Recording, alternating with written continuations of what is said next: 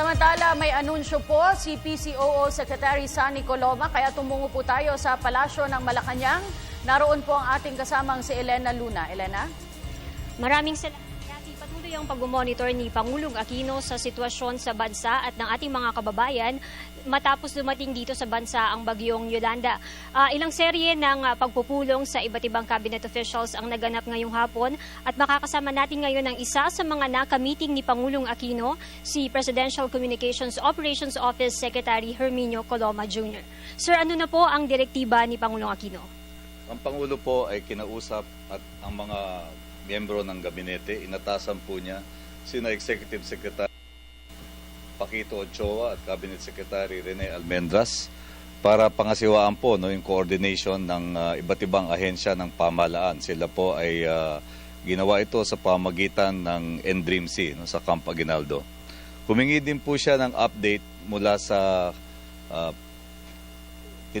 kinaganapan po ng pinaka-major impact ng Typhoon Yolanda. Sina Secretary of Defense Voltaire Gasmin at Secretary of Interior and Local Government Mar Rojas ay pareho pong nag-ulat sa kanya mula sa Tacloban, Leyte. At ang kanilang ulat po ay may heavy damage pong naging karanasan doon sa dalawang probinsyang yon at ginagawa pong lahat para matunton ang kaganapan sa lahat ng mga barangay doon sa dalawang lalawigan dahil nga po ang problema sa kasalukuyan, meron pong malawak na power outage at maging ang telecommunication services po ay hindi pa nare-restore sa normal. Kaya mahalaga po kasi yung malaman yung tunay na impormasyon at dahil nga po sa limitasyon ngayon na walang kuryente at pati ang pagtawag sa telepono ay apektado, inutusan na Secretaries Gasmin at Rojas na pag-igtingin yung search, rescue, and relief operations on the ground and to ensure na wala pong mga na-cut off o isolated areas na hindi po malalaman ng pamahalaan ang tunay na naganap sa ating mga mamamayan. Kinausap din po niya si Chief of Staff Emmanuel Bautista para tiyakin na yung logistical support mula sa Armed Forces of the Philippines ay nasa ayos at magiging kagyat din yung kanilang pagtugon. At kaugnay nito, inutusan po niya si Secretary Ochoa na mag-release po ng pondo na umaabot sa 365 million sa Philippine Air Force dahil po sa pangailangan nito for maintenance at yung petroleum, oil and lubricants. Tandaan po natin na noong nakaraang crisis sa Zamboanga ay ang paggamit po ng AFP Logistics, especially po yung mga aircraft ay malawakan at matagal po ito mga ginamit. Doon din po sa rescue and relief operations sa Bohol earthquake, nagamit din po ng gusto. Kaya sa pagtugon dito naman sa Typhoon Yolanda, ay kinakailangan ng force at ng AFP ng dagdag na resources. Kaya po in-order yung pag-release ng pondo. Meron din po mahalagang instruction kay DOST Secretary Mario Montejo.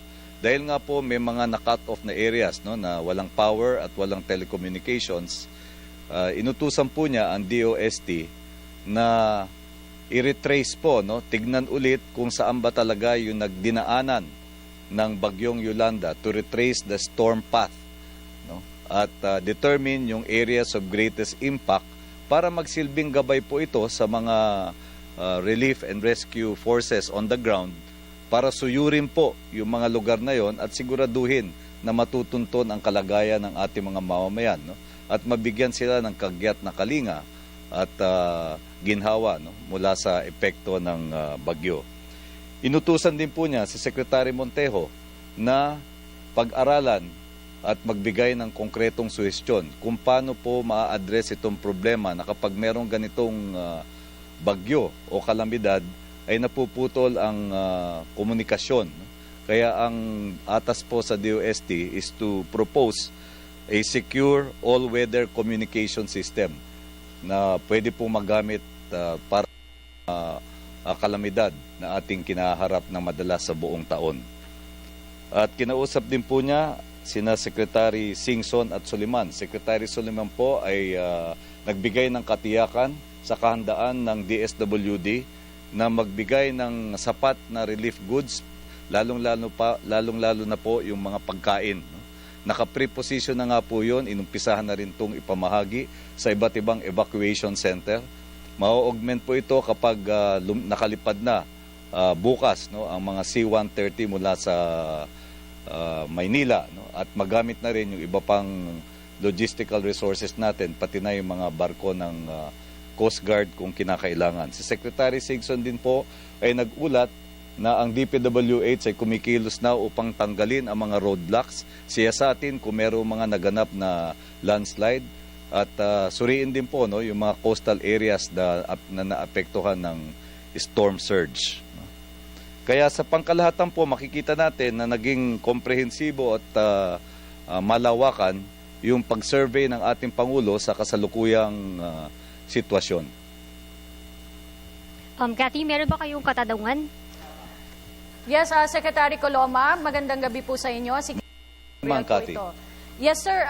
Kailan po natin inaasahang mare-restore ang supply ng kuryente, maging yung communication lines dun po sa mga heavily affected areas? Inatasan din po ang ating Department of Energy to work with the National Grid Corporation para po ma-restore sa lalong madaling panahon ang electricity at power doon sa mga lugar na masama ang pagtama ng Typhoon Yolanda.